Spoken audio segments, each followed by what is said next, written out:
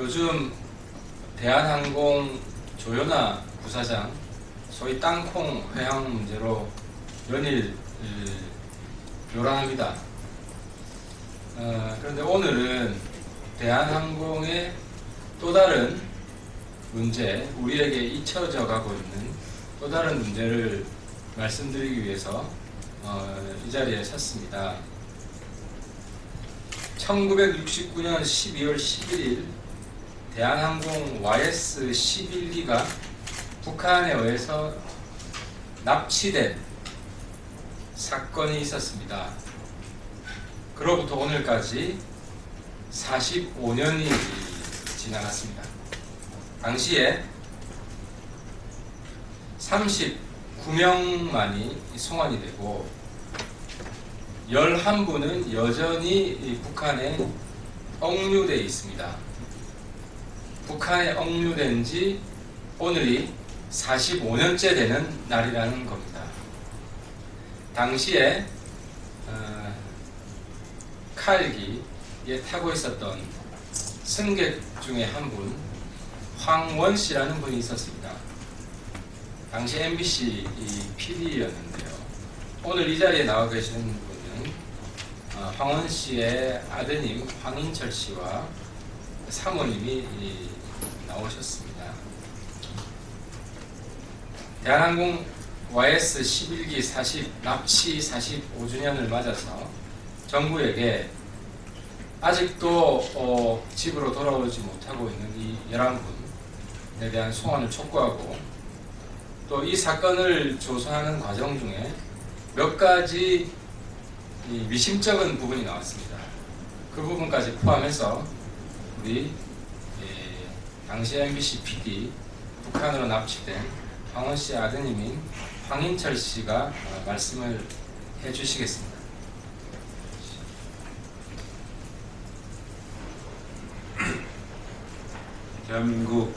대한민국의 지성과 양심에 호소합니다.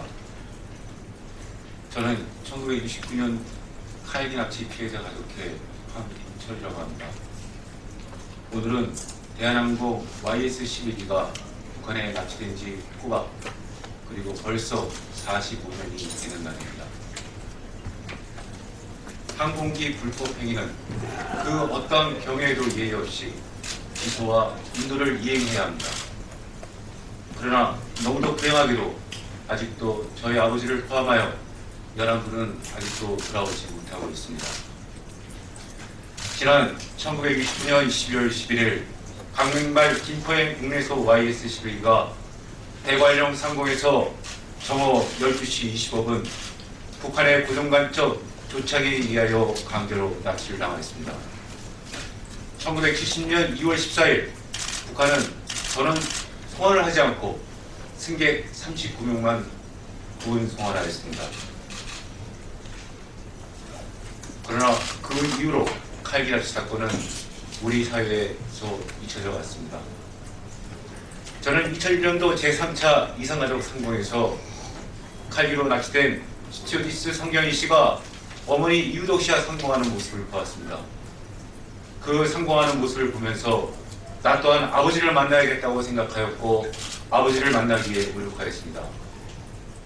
그러나 한국 사회는 벌써 이 사건을 잊어버렸고 저는 혼자서 고군분투할 수밖에 없는 상황이 되어버렸습니다.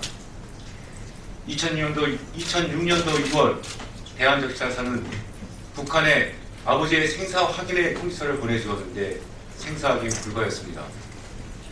생사 확인 불가 통지서를 받고 저는 저희 아버지 생사 확인을 위하여 정부 당국자를 찾아갔습니다. 정부는 납북자는 이산가족으로 분류가 되어 있고 이산가족 수가 너무나 많기에 북한 측에 생사 확인을 위한 의뢰서를 접수하고 난 다음에 북한 측에서 어떠한 답변을 든다 하여도 정부로서는 이산가족 수가 너무 많아 다음에 대책 방안은 전혀 없다라고 하는 말만을 되풀이해 주었습니다. 저는 대책 방안을 마련하기 위하여 너무도 많은 시간을 허비하였고 노력하였습니다. 그리고 2010년도 6월 17일 유엔 인권 이사회 산하 강기적 기자가 실종 신문관에 저희 아버지 황원 씨를 국내 납북자 중에는 처음으로 접수하고 북한의 답변을 기다렸습니다. 2012년 5월 9일자로 북한은 WGEID 유엔인권 이사회 산하 강기석 비자발 실종 실무반에 답을 주었습니다. 그러나 답변을 받고 저는 너무나 억장이 무너졌습니다. 북한이 보내준 답변은 이들 저희 아버지 황원 씨 그리고 이동기 씨 그리고 최재훈 씨는 강제 실종이 아니다. 그리고 WGEID에서 다룰 인도주의적 사항이 아니다. 북한의 적대 세력에 의한 대결策동의 산물이다 라고 하는 답변이었습니다. 저는 억장이 무너지는 마음으로 그 답변서를 갖고 통일부와 외교부를 찾아갔습니다. 그리고 수차례 요구했습니다. 반박하여 주십시오. 칼기 납치 사건은 전 세계가 다 알고 있는 사건이며 과거 1970년도 제25차 유엔 총회에서 항공기 불법 탈취에 관한 규탄 결의안이 만장일치로 통과된 사건입니다. 제발 반박 좀 해주십시오라고 수특에 요구하였고 2013년도 12월 10일 작년 저는 정부청사 앞에서 북한의 거짓 답변에 반박 없는 통일부 외교부를 규탄한다 하는 시위를 하였고 대통령에게 탄원서를 올렸습니다. 그러나 제게 온 답변은 정부는 칼기 납치 사건은 시간의 경과가 없으며 향후 정부가 이 문제를 해결하겠다고 하는 답변밖에 받을 수 없었습니다. 향후라고 하는 말은 결국 돌아가시고 난 다음에 정부가 노력하겠다고 하는 말씀인데 저는 살아계신 아버지를 만나고 싶지 죽음으로 된 아버지가 만날 생각은 추호도 없습니다. 왜 정부가 북한의 거짓 답변에 그것도 명백한 납치 사건에 반박하지 않을까요? 이 부분에 있어서 저는 너무나 많은 의문을 갖게 되었습니다. 그리고 대통령 기록관을 통하여 받은 자료 한 장을 갖고 너무도 놀랐습니다. 1970년 2월 14일 39명이 부분 송환하게 되기 전에 군사정전이 371차 비서장 회의에서 부분 송환에 합의하는 듯한 그런 문서를 보게 되었습니다. 그리고 낮은 레벨로 이 문제를 견제하겠다라고 하는 이 문서를 보면서 이것이 왜 이런 문서가 있어야 되며 왜 정부가 현재 북한 측에 반박하지 않느냐라고 하는 차이에서 문제가 꼬리에 꼬리를 물고 있습니다.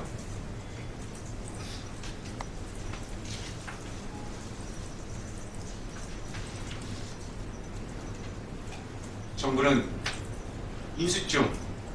인수증에 대하여 명백하게 밝혀져야 할 것이며 낮은 레벨로서 된 것에 관하여 충분히 알아들 수 있도록 저희 가족들이 알 수 있도록 해명해 주어야 할 것입니다. 많은 관심을 가져주시고요. 저희 가족들이 만날 수 있도록 함께 마음으로 함께 모아주시기를 간곡히 부탁드립니다. 감사합니다.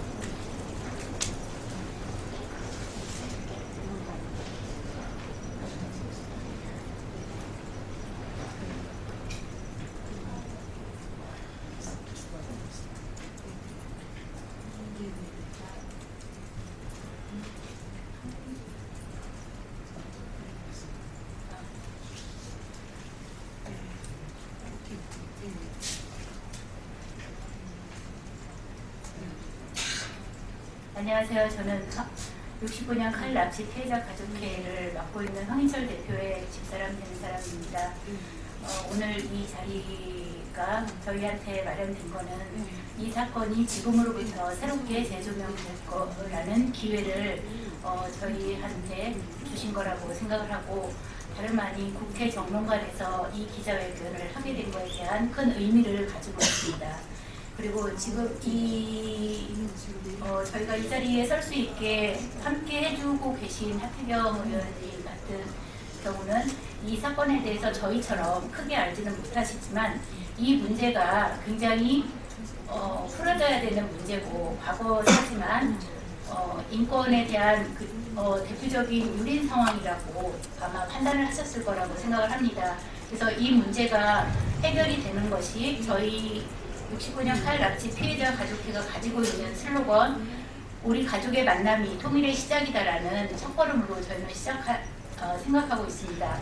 오늘 이 기자회견을 통해서 45년 동안 방치되었던 69년 칼리 납치 사건은 인간 항공기라는 부분이 굉장히 강조되었으면 좋겠는데요.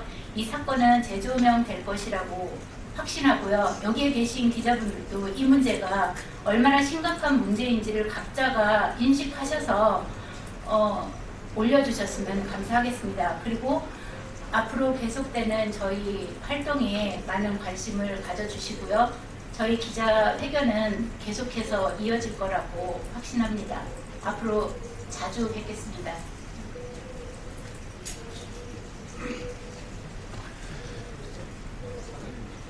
죄송합니다. 저기 한 가지만 더 말씀드리겠습니다. 제가 지금까지 걸어온 길이 14년입니다. 제가 제 앞에 가로막은 것은 이 사건은 과거의 사건이다. 그리고 현재 이 사건과 우리와 무슨 관계가 있느냐라고 하는 이야기를 들어야 했습니다. 저는 올 3월 달에 북한인권 보고서 시와의 보고서를 통해서 이 사건은 과거의 사건이 아닌 현재 우리 사회와 그리고 국제사회가 함께 동조하여 이 문제를 해결해야 되는 현재의 상황인 걸 알게 되었습니다. 그것은 북한이 1973년 3월에 항공기 불법 납치 억제에 관한 협약에 가입하였고 항공기 내에 발생한 범죄 및 기타 행위에 관한 협약에 의하여 그 내용은 아직도 YS-12기는 비행 중에 있으며 저희 가족들은 아직도 유효하게 돌아와야 합니다. 이것은 곧 과거의 사안이 아니며 현재의 사안이고 이러한 협약을 통하여 그리고 국제법과 인도주의적 차원에서 저희 가족들이 만날 수 있도록 함께 마음을 모아주시길 간곡히 호소드립니다.